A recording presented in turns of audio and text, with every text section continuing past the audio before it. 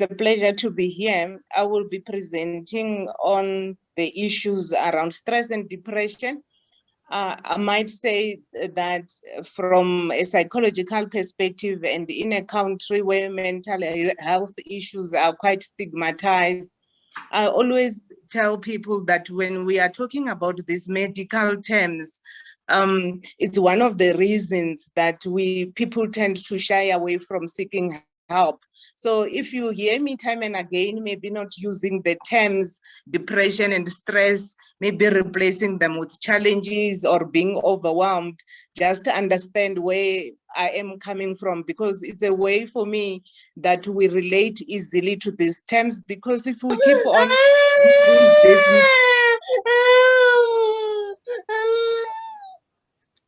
please mute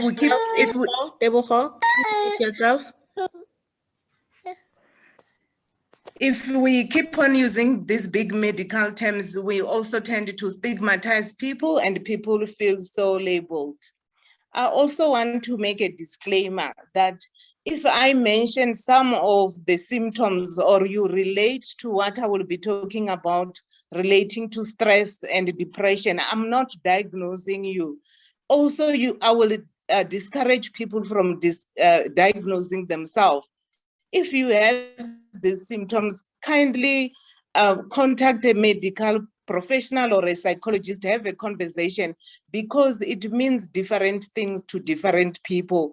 I would really be quite sad if when we live here, we are all carrying labels that I'm stressed or I'm depressed, because that have got implication to ourselves and our views of life and the people we live with. Just sorry, also doctor, for the purpose of... Sorry, doctor, can you please put your video on until you go on presentation mode, if you don't mind? Thank you so much. Okay, so for the purpose of this presentation, I just want to start by giving you two definitions or clarify how does depression differ with stress. So when we are talking about depression, it's a mood disorder, and it's characterized by prolonged feelings of worthlessness, guilt, disruption of normal eating habits, sleep disturbances, and a general slowing of behavior and frequent thoughts of suicide. I'm going to explain this later, so you must not be worried about this, but you must know when we are talking about depression, it's something that has been happening for a long time. A person will be experiencing certain types of symptoms or certain types of struggles for a long time, whereas stress, it's something that we define as a change. So when somebody is stressed, there would have been a change, and that change will cause physical, emotional, or psychological strain. So in other way, when you feel stressed, it's a way of your body communicating with you to say, there is something that has just happened in your life that bothers you, that needs to be attended. You know, there is always a very neurological or biochemical explanation of stress and depression. But I always want to give people this explanation that we can all relate to. You need to imagine where you are sitting in a room or you are sitting in a house that has been wired electrically. And the wiring depends on how big is the house, the nature of appliances used in that room. So what I'm trying to say, we are all wired differently, like the rooms where we are sitting now have been wired differently. What happens if there is an electrical fault in your room or in your house? You will go to the electrical box, you will see that the earth leakage has tripped. Normally it will be the earth leakage first. If that continues, then you will see maybe the main switch will trip. And if that continues, you will see that even maybe a geyser plug, and maybe that's an indication there is something wrong with the geyser, or it's not the geyser, but it's a stove. So the same applies with our body. When we have got stress, there is a particular part in our body that will be a power conductor, or that will be carrying all the pressure and signal something is wrong. And we will talk about the symptoms, but I want you to get this understanding how the body works, just to relate to what is happening in our body is the wiring that is interconnected. And if there is either the reduction of some of the things that need to happen, or there is lower. When we are stressed, we respond differently. In some of us, there will be an increase of certain hormones or certain things. In some of us, there will be a decrease. But either way, if there is no uptake of cortisol because you are depressed, or the hypothalamus, it can be very various things in the brain and in the body that can impact. I don't want to dive that. It's too academic and it's not maybe quite helpful in this. But if we can have this understanding that we are all wired differently, and either the high voltage or the low voltage in our body when we are going through difficulties have got implication. And why I'm saying that is that stress will impact on us differently. We will also respond differently. I mean, I always get surprised that when people are stressed or when people are going through difficulties where they are depressed or they need help, they always say, but why am I feeling this way? Because people have got connotation that you either need to have experienced serious trauma, you should have been raped, hijacked, divorced, or to experience certain things. Whereas what could be stressful to you could not be stressful to another person, but your body determines this is stressful for me and it needs to be attended. It's also important that we understand your understanding of yourself and how you are wired could also help you to understand what you are experiencing and also to seek help immediately when you need support. Because if you don't understand your body, if you don't understand that your body is communicating to you, it has got other implications where you either do not seek help on time, or you neglect yourself, or you also misdiagnose yourself. I want to quickly touch on causes of depression. Causes of depression are wide, and there are different things that can cause depression. One of the things is inadequate nutrition. This is important because some of us, when we start thinking about losing weight and going to diet, the type of food that we eat or we choose not to eat can have implication where it creates emotional disturbance in your body. We also know that stress can be caused by difficult life conditions, relationship difficulties. The doctor was talking about that. We are living in difficult life conditions with COVID, and most of us are responding differently to that. So even the situations where we are living from last year, it's a very difficult life conditions. We are isolated, we cannot socialize. It has got impact on us. Also, the changes neurologically in your body and hormonal. That's why some people, when they are pregnant, they will be depressed. After birth, they will be depressed. Some people, even days before menstruation or after menstruation, they experience themselves as not okay. And it could be due to the hormonal changes. Also, damage to brains that could happen after an injury, traumatic brain injury. If you have been involved in an accident, you have been bitten by a sharp object, or you had oxygen starvation, that could happen when you are swimming, or you went into a coma for a long time, and there could be different reasons that can also create depression for a long time. Also, chronic illness. We know some people were depressed when they were diagnosed with COVID and they had to go for isolation. So even temporary illness like COVID, 10 days, it was just too much for a lot of people being alone. But we know chronic illness like HIV, we know chronic illness like cancer, even diabetes, it could differ from one person to another. I've already spoken to diet, but also nutritional deficiencies such as shortage of vitamin B, folic acid, vitamin D deficiency. Also, we know in certain countries, especially in Europe, in winter where they have got long, prolonged winter and they don't have access to the sun, it could also create mood challenges. Also, if you look, emotional problems, one of the things are also closely related to our view of the world.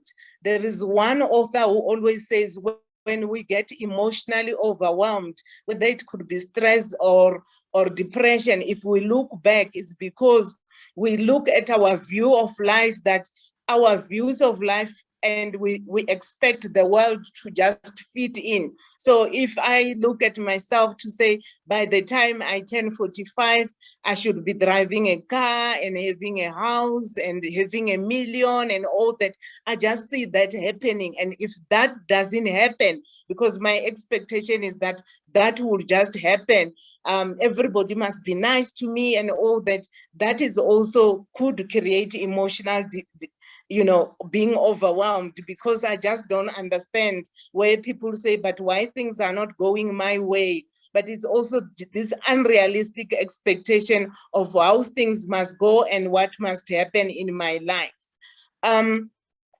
We can quickly move to signs of depression or stress, or signs when you are emotionally overwhelmed.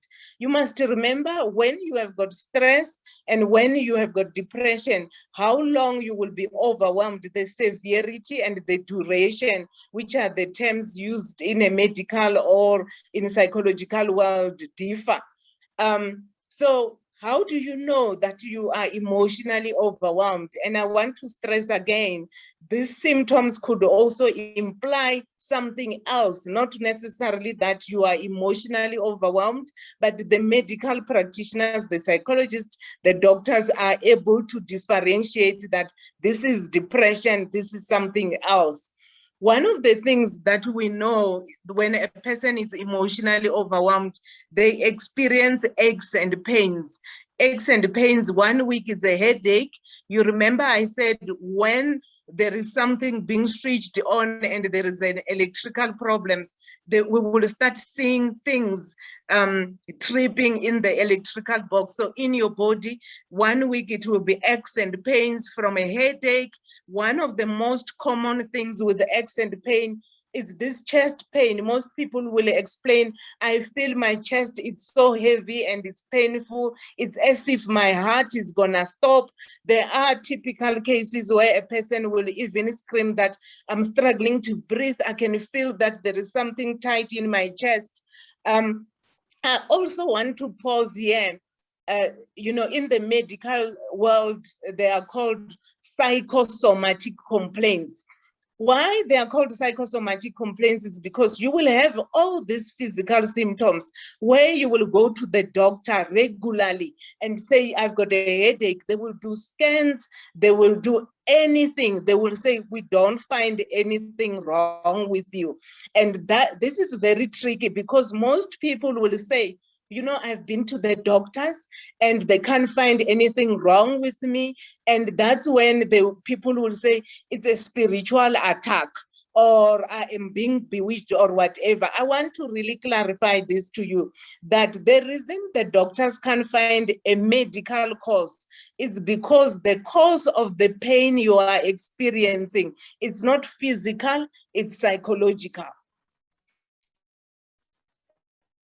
Because if we start exploring, most of the doctors, if they've got somebody with psychosomatic complaints like headaches, heart palpitation, back pains, and diarrhea, and they do all that, they will immediately refer you to the psychologist, or they will sit down with you and say, okay, let's talk about your life. Are the things that are bothering you? Sometimes people still say, no, all my life it's okay, but when referred to a psychologist or a social worker, you could pick that there is something that this person is unhappy about. I can see somebody's complaining that the volume went. My volume is right at the end. I don't know, maybe I've moved. Can you hear me now? We can hear you, doctor. You can continue. Yes. Okay. So what I was still trying to emphasize is that a lot of times, even things that are bothering us, you would think it's not a big issue, but one of the things that I spoke as the causes of depression, this issue about my view of the world and my view and perception of life and how I would have expected the world or the society to fit in as if it's a puzzle. I know in our current days and lives, it's one of the things that is a huge stressor, where a person would say, I feel that I'm not where I'm supposed to have been in my life, whether relationship-wise, whether professionally, whether academically, and that person has not been happy. There might not be any other thing, but this person is not just happy about where they are supposed to be, and they will tell you, I feel like I'm a failure, things has not gone the way I would have expected. Then it becomes a huge stressor in that person's life, and they will start experiencing the symptoms over some time, and they also need help. So one would experience headaches, dizziness, and some people start shaking. They develop sort of fear and panic. We also know medical things like high blood pressure, low blood pressure, difficulty with sleeping, muscle tension, or jaw clenching, where this person is so tense that they at night, they will even start, chewing and beating up their jaws. I've already spoken about digestive problems. One of the things we also know when people are experiencing emotional difficulties is their disinterest in issues of the bedroom, where a person does not have interest at all and they just don't have it. We also know when people are overwhelmed, low energy, they feel very tired because you are not sleeping. The issue of losing appetite or gaining appetite. Some people eat a lot to the extent that when they eat a lot, after eating, they induce the vomiting. And also on a psychological aspect, because what I was talking about, it's physical, psychological aspect, it's panic attacks. You are always scared. You don't feel comfortable when you are with other people to the extent that you isolate yourself. There is a huge sense of sadness where you just feel very unhappy. Some people will cry a lot, even over very small things. You also feel this sense of helplessness and hopelessness and guilt. I spoke about isolation. Then we have got suicidal thoughts, or homicidal thoughts. Suicidal thoughts is where you think about taking your life. Homicidal is where you think, but if I die, I can't die alone. I must die with my kids. I must die with somebody else. And I want to mention that one of the reasons I always feel that it's very dangerous to have women or mothers who are emotionally overwhelmed is the implication it has, especially on their relationship with their children. So it's not only about the mother, it's not only the father or if it's the father, it's the issue of a parental relationship and the harm and danger. Because one of the things when a person is overwhelmed, they're very short-tempered,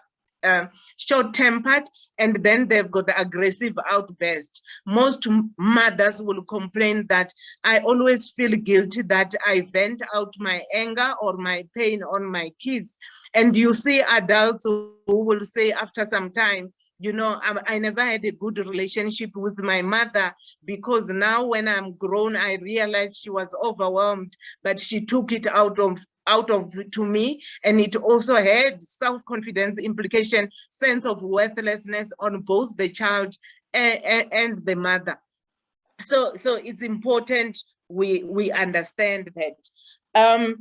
Just some other important things behaviorally that we need to understand, which most people do not understand, that it's also a sign that a person is overwhelmed.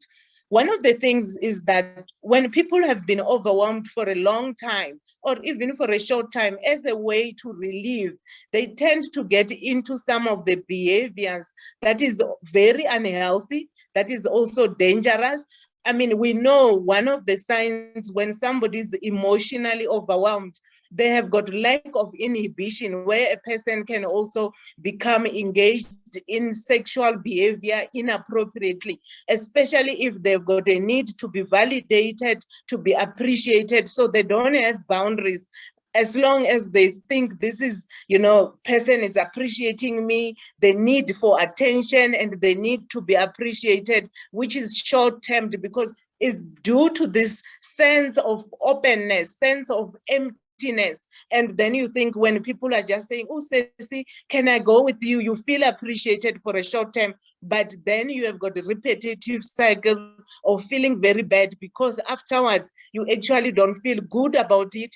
And you get trapped into that behavior where, you don't even know how to stop it. Another thing is drinking a lot. Also, some people get tempted into gambling, and I've already spoken about overeating can develop. And also, this is very difficult, where it's most women favorite hobby, it's shopping. But one of the things is that when people are emotionally overwhelmed, they get into this obsessive compulsive shopping. It's not different to gambling. It's not different to sexual behavior, because this person can make a lot of debts. They buy a lot of clothes impulsively, and they just said, when I'm shopping, I actually feel good. And afterwards, when I get home, I realize how much debt I have made, and I spend even more than what I can afford.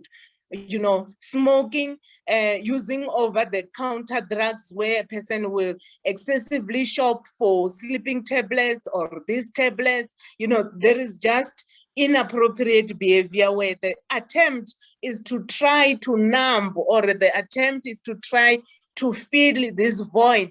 But whatever you do does not feed the void, because the void is quite internal, it's emotional. You actually need to understand the void and to know how to nurture this void.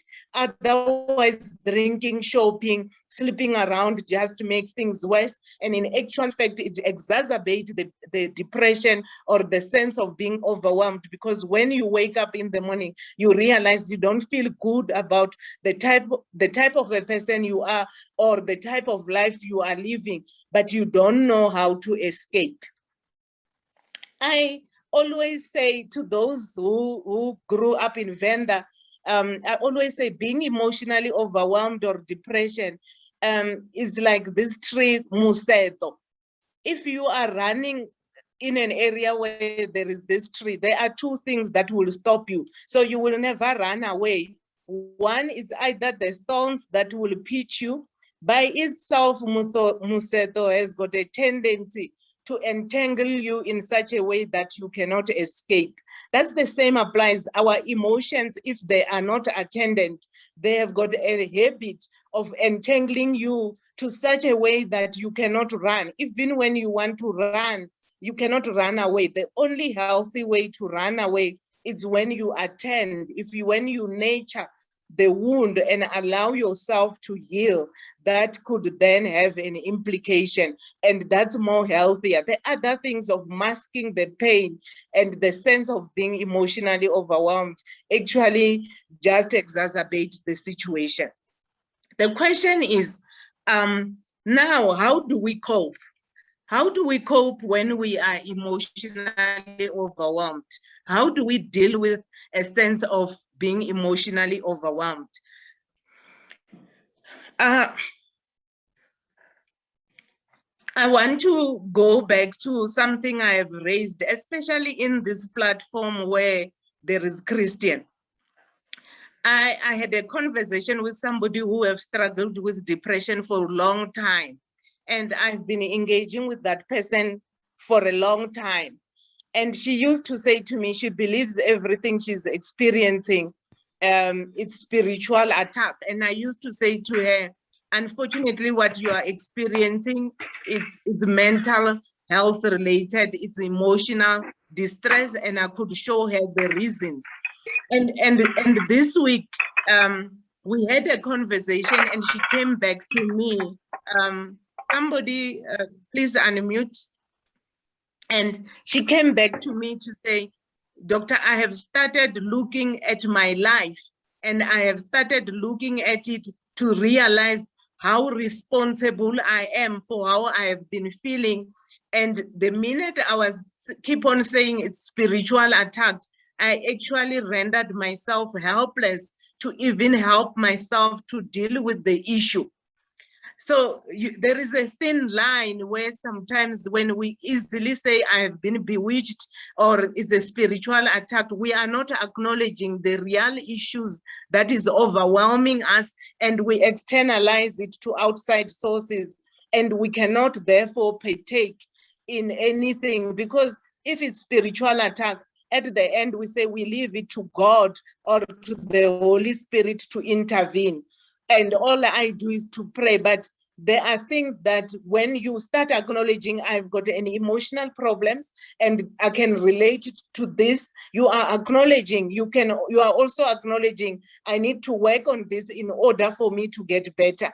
And a lot of us as Christians tend to externalize. That's why I said we outsource our sense of responsibility and our pain to the outside or to the bigger source of God or devil and all that, and we are the one living this life. So one of the reasons to cope is also when we take some time to acknowledge I'm emotionally overwhelmed, and getting to a space where you can understand what has been emotionally overwhelming you. So we need to acknowledge. If you don't acknowledge that you are emotionally overwhelmed and confront the issues, you struggle. You will struggle. You will keep on running around to different churches. You will keep on running around, and the pastor says, you need to be delivered. You need deliverance. You need to do this and do that, and still you are not taking responsibility to confront the issues that you can easily deal with. One of the authors I was reading this week says, it does not matter what happens to you or what you experience. The key issue is how you respond, because in that responding, it can mean different things. It can mean it's a source of wisdom. It's a source of being empowered. And I always emphasize that people must not think because you are Christian, you are not supposed to experience certain things. You also just a human being who is also an emotional being. And that's why you will go through this. It's very normal.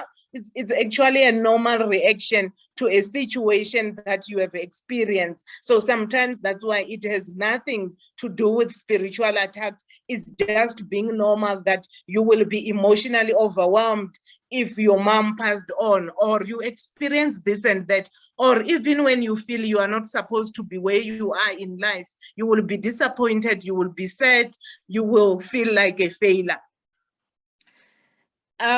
You don't need to be ashamed. That's also another thing. When you have got challenges, you don't need to be ashamed. I always say to people, most people will say, I was very scared of coming for therapy because I was scared you will judge me. I said, the minute you said that, you judged yourself. So the reason we don't proceed or we don't seek help is because we judge ourselves. And remember, the world will always give you what you give to the world. If you judge yourself, even when you approach the world, you approach it in such a way, the world will give you that feedback that you are looking for, to say, judge me, I don't feel good enough. You don't claim your space, you talk in an apologetic way, and people won't have time for you. But if you approach the world in such a way, you say, I have arrived, I know what I need, the world will also respond in that way. I also want to talk about shame, and this is very common in Christian communities where we are shamed, because the Christian community is about good or bad, spiritualist, and there is an element of shame when we are overwhelmed. That's why people can help each other. So you become shameful because you have got irrational behavior about yourself and what you experience. Like you believe, you need to be strong enough, as a Christian, maybe you mustn't have this, you need to be control of your life. and it means that you are sort of a defective person if you are experiencing challenges. You are not defective. We are just human beings who need to experience certain things. And sometimes it's a way to realize things differently, to correct our perception, because sometimes things that depresses us is based on our perception, and the perception is not the reality. The perception is just, it's functional to us, but there is different realities. And we need to adjust and adapt and embrace where we are in order to grow. You also need to remember, you need to face your own fears and be optimistic. The reason we are also emotionally overwhelmed, we have got fears, and most of the fears are unreal. You always think, if this happened and all that. I mean, most of us even had fears about COVID, and yeah, the vaccine is coming, then there were fears about this and all that, and that create a lot of distress in our life. And people who have gone out and been vaccinated, some people are like, nothing happened. So those are the people who faced their fears and they were optimistic, and they realized that, you know, the reality is actually different from what they've been thinking about. You know, I always say to people, our life is a journey. And I always give this metaphor to most of the people. If you see people at the top of the summit, this week there was a group of women who summited, I think, Kilimanjaro, for helping HIV or abused women. And I could hear them being celebrated. But we don't know the struggles when they were summiting. We don't know the frostbite and the snake bite they had to take time along the summiting journey to nurse them. So what am I saying here? Embrace your journey, embrace where you are. Because most of us, we are always have this idea of the destination. You want to see yourself being celebrated, but you are not really taking into consideration that where I want to go, this is also part of the journey. And that's why most people, they have already arrived at their destination, but they are really very empty because they didn't embrace the journey. They have arrived at the destination, but it's like, so what? Because what really fulfills the destination is when you have embraced part of the experiences of the journey, the suffering, the struggles, the disappointments, the feelings of failure, and the feeling of being overwhelmed. Because when you combine that, it actually fulfills the experience and it gives you integrity and meaning to that journey and the destination. You also need to remember, instead of searching for beauty and perfection outside there, you need to look at it within.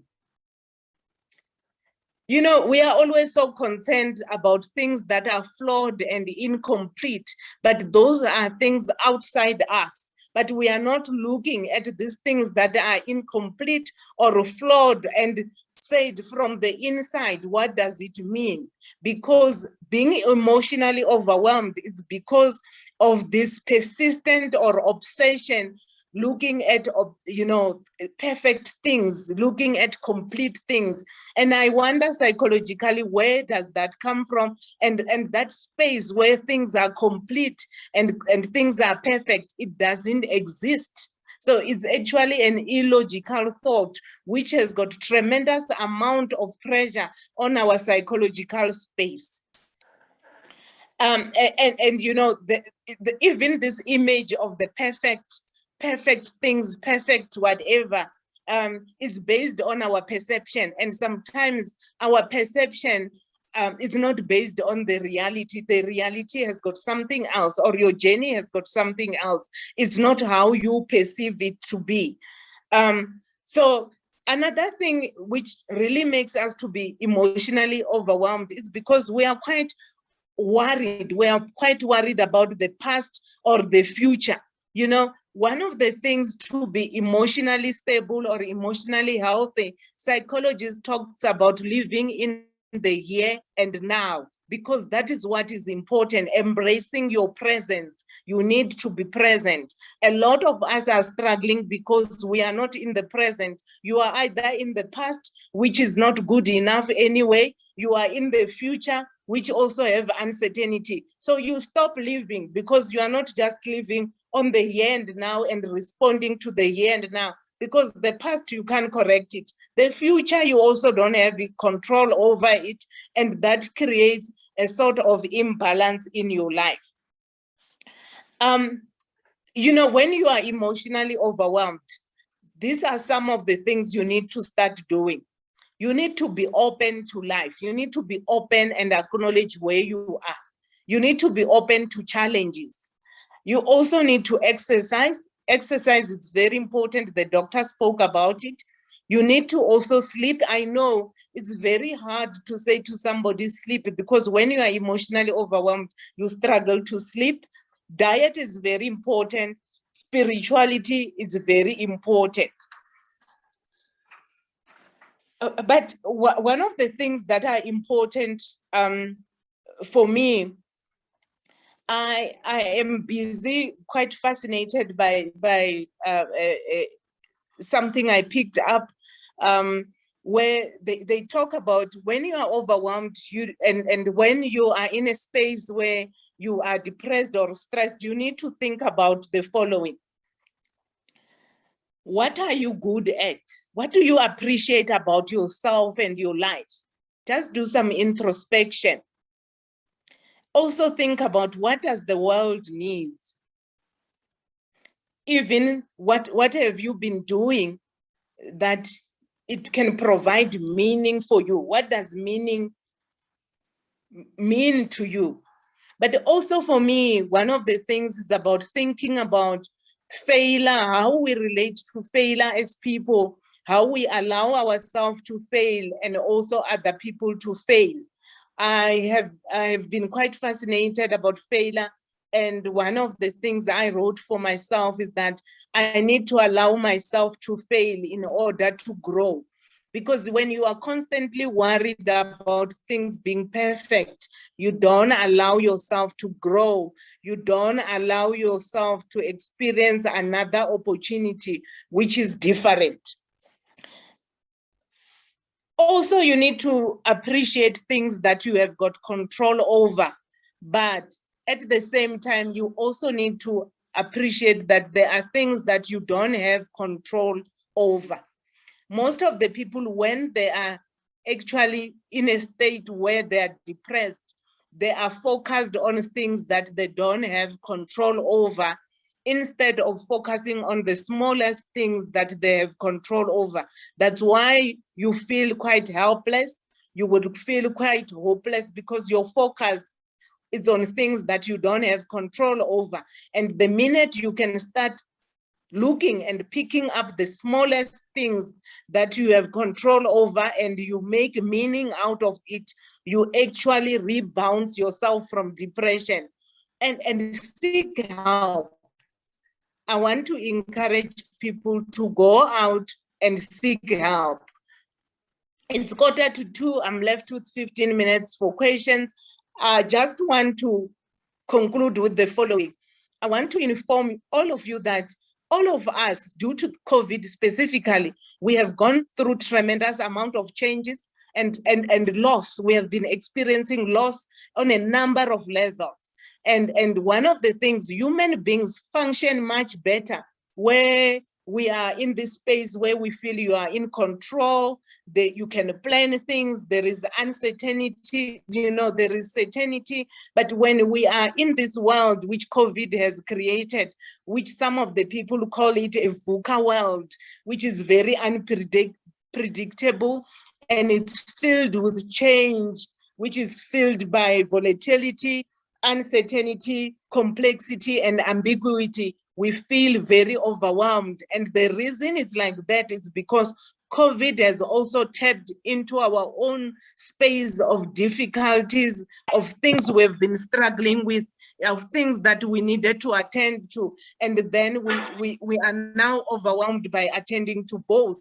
And it's important, I would encourage people, don't wait until it's too late. Rather go out there and take care of yourself. You know, I always say, I'm so surprised people find it easy to schedule, you know, I must go for a massage, for pedicure, to my gynecologist, to my dentist, but they don't actually say that I actually need to take space to attend to my mental well-being before things are too late, because that's actually your engine.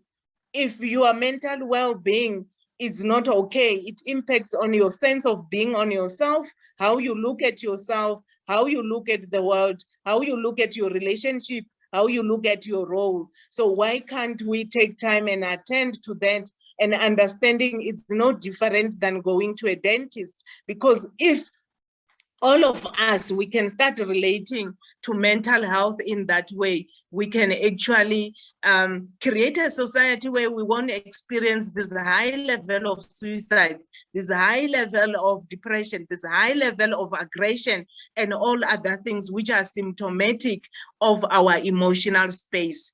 Thank you.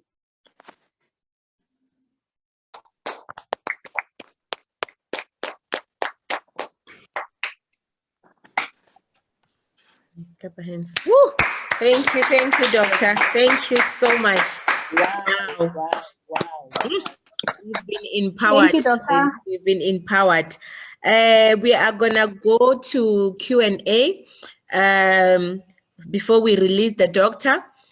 Anyone who has questions, I think I've got one while others are sending through. One of our wise Makotis has been asking, is it possible to be stressed without being aware? Yes, yeah, it's very possible. It's very possible that a person can be stressed and overwhelmed without being aware, depending on, you know, most of us, there are people who will say, you know, I normally don't take care of these things, but I just thought this is my way of being. This is how maybe I've also been looking at life and all that.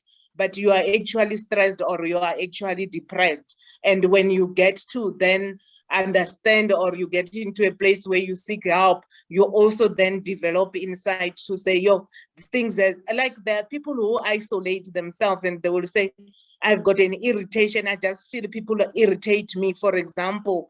And when you talk to them, you realize this person has been depressed for a very long time. Thank you, doctor. Then there's another question here. They're asking if okay, I lost the questions because of the people are saying thank you so much, doctor. Thank you. Yeah, they're asking if ADHD is a mental disorder. Yeah, attention deficit hyperactive disorder is a mental condition. We normally see it with children, also then with adults, but you know, with children, normally those children, they will be regarded as very naughty, disruptive, high energy.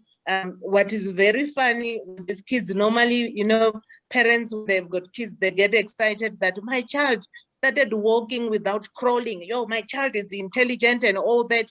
It's very busy, a lot of energy. But when it becomes a problem, like when they go to school where the teachers will be complaining, that's when we realize it's actually a challenge. But it can be well managed. It needs both the parents and the child to go to psychotherapy, and there could be behavioral modification, because I don't want to dwell more with that. There are a lot of controversies with medication, whether to use medication, but how that is linked to depression is that most of the kids with ADHD, because they get rejected in the community, in churches, in school, that is naughty, he never wait for his chance and this and that, they actually get very depressed because they don't fit in. And also sometimes parents struggle with that. Also how parents tend to relate to that could be very rejecting and isolating to the child. So I appreciate the person who raised this, especially linking it to depression, because a lot of parents not having an understanding of depression, they also do not respond well to the kids, because all these symptoms I have raised, some of them, a child when they are depressed for reasons, different reasons, like ADHD is one of the reasons that a child can get depressed, and we might not know. They get very naughty and they are regarded as naughty and rebellious, and they steal and they lie, but also to get attention. Very insightful. Thank you so much, Doctor. There's one there as well. If there's anyone who has a question, you can raise your hand if you want to speak directly to the doctor, or you can continue to keep them coming on the chat.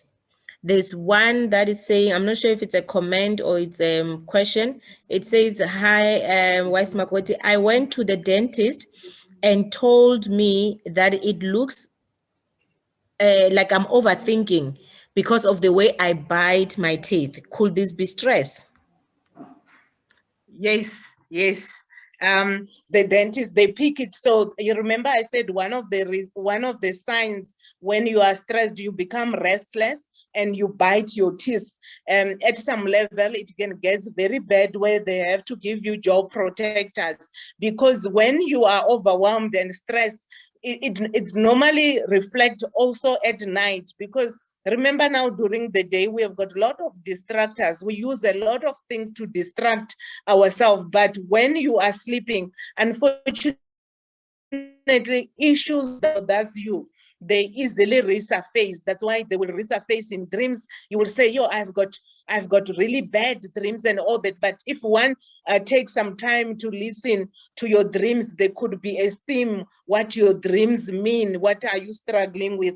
So the dentist was very right. That's why the dentist used the language like, you seem like overthinking and all that, because when you are overthinking, it's because there is something you are thinking constantly, but you don't get a solution. It's like you are in a spider web. So you are thinking and thinking, but you can't escape the spider web. And that also reflects at night. Where you bite. Some people actually even bite their teeth during the day. With children, when they are overwhelmed, they will bite their teeth, they will bite their tongue, they will bite even their nails and all that. It's a sign of being emotionally distressed. Thank you, Doctor. Rendani, I'm not sure if your follow-up question is on the one that she was addressing of the overthinking.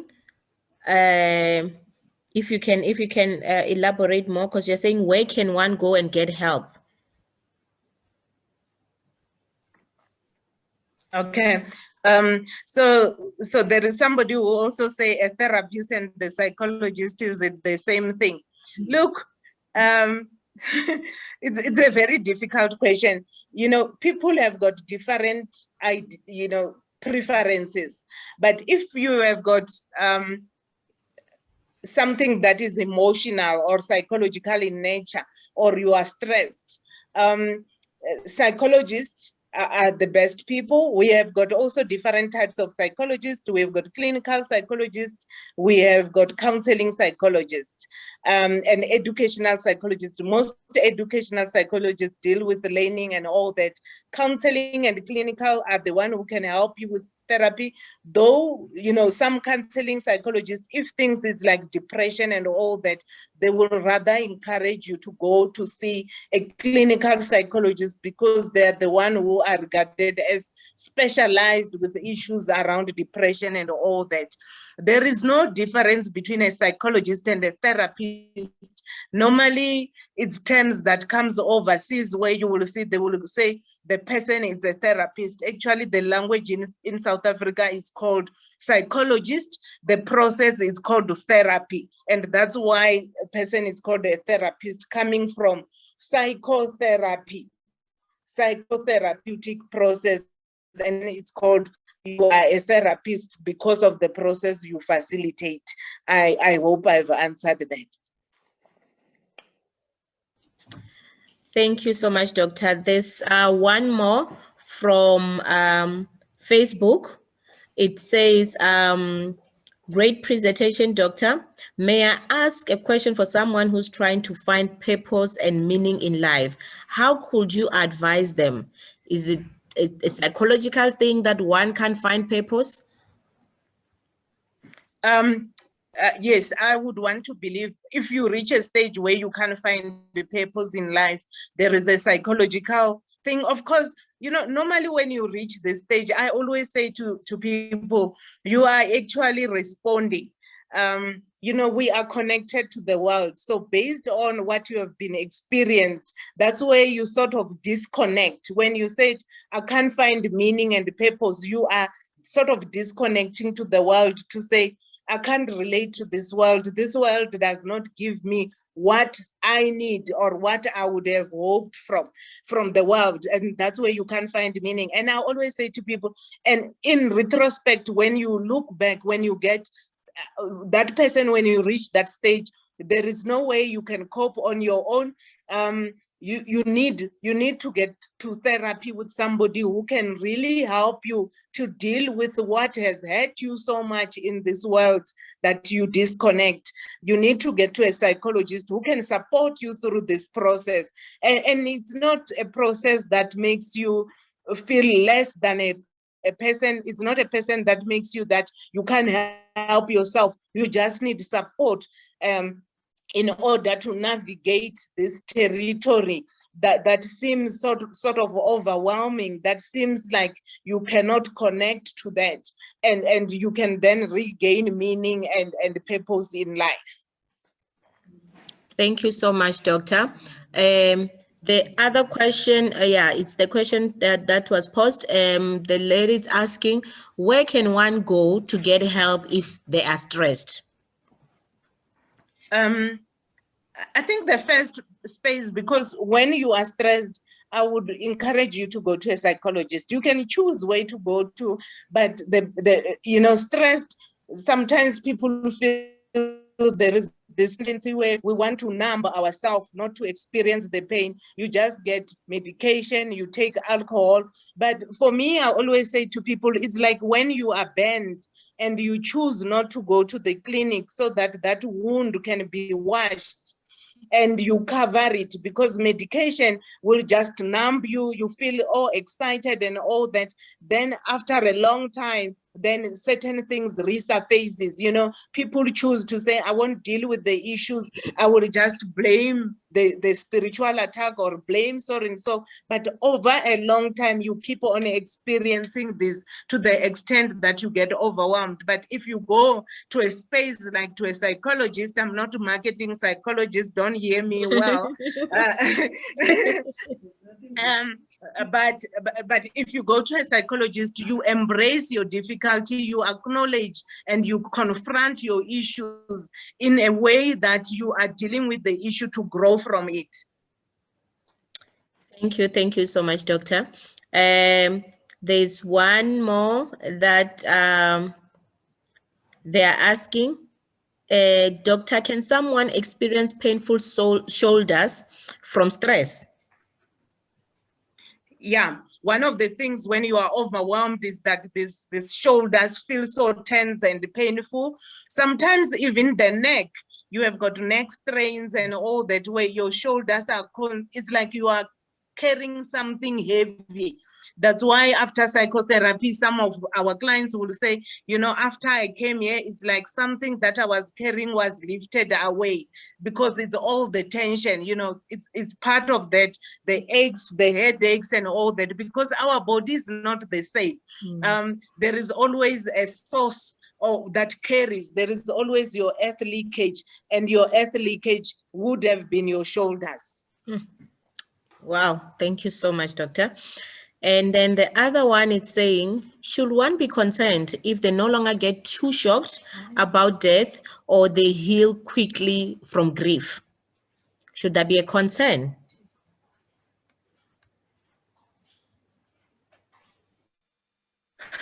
Yeah. I had a space somewhere where we were talking about grief, for me, what people do, they always say, I can't take this anymore. I want to move on with life. And that's very dangerous, because that person is not because they have dealt in, they've dealt with the issues of bereavement. There is this need to rush to the next level. And my sense of working with the grief is that you need to embrace grief. It's not something like a cloth that you wear and you take it out and it's completely gone. Grief is a very long process, because when we are talking about grief, we are talking about part of you that is lost. You didn't just lose somebody who passed on, but you also lost yourself. And it will be very difficult for me if then part of you is lost, you are able to embrace it quickly, because that's a journey you need to walk through. I always say grief has got different colors and different shapes, and it needs to show you all those different shapes, and you embrace that. So I always get worried when people tend to be sensitized or desensitized to death, and they become numb because they actually don't want to deal with the pain. Because the pain can be overwhelming. I don't want to underestimate the pain, and embracing the pain of grief. It can be very hard to comprehend, where people say, I don't know myself, I'm not happy, I can't be this person. But the concern is that if we rush, in the long term, there are other issues that resurfaces, that develop, even in children for that matter. When parents or adults tend to underestimate the impact of loss on the children, as if children cannot be impacted on that, it also have implication. Thank you so much, Doctor. Our one last question is that where can a person who's suicidal go to seek help if they can't afford to pay for help? Is there platforms that one can use which are free, maybe for the community out there? Yes, there are a lot of platforms. One of them, there is a depression and anxiety support group. They offer free counseling for people with depression who are suicidal.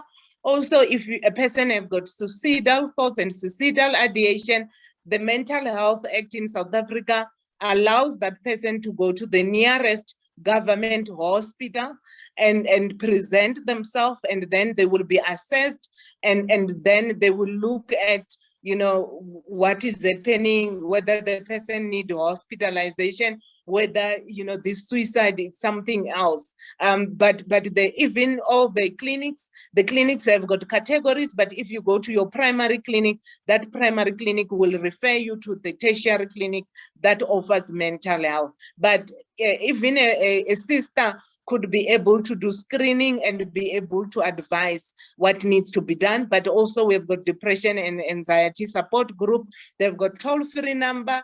I know with the COVID, they were a bit overwhelmed and stretched, but they have been rendering support. Wonderful. Okay, I see our ladies, they really are loving our doctor. They are posing all the questions. Here's one more, doctor. They're asking, how do you stop caring for people who never change to keep your mental state healthy? Okay, so you are talking about the dynamics of the relationships. I always say, relationship, unhealthy relationship especially, they are very functional. They are functional to you as a person, but they are also functional to the next person. So when you constantly care for somebody where at the end you feel abused and you feel this person does not appreciate, you need to look back to say, why am I in this relationship? What does this relationship provide for me?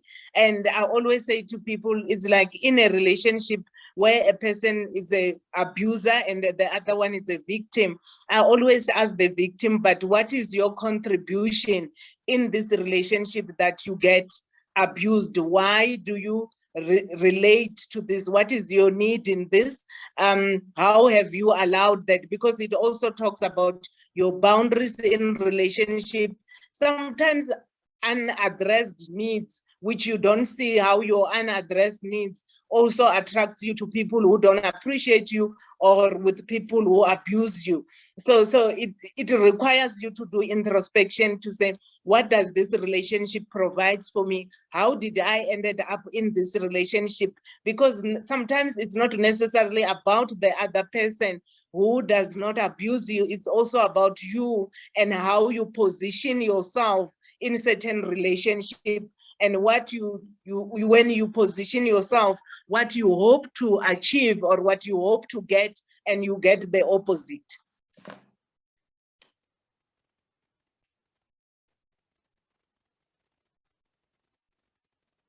Hello. Hi, thank you so much, Doctor. We have come to the end of our seminar, beautiful ladies. Did we enjoy ourselves? Hello, ladies. Yes. Yes, we did. Thank you. Thank you, Doctor. Thank you, Yes, Doctor. Can we give our doctor, our house doctor, this is our house doctor, an appreciation, a warm appreciation by clap.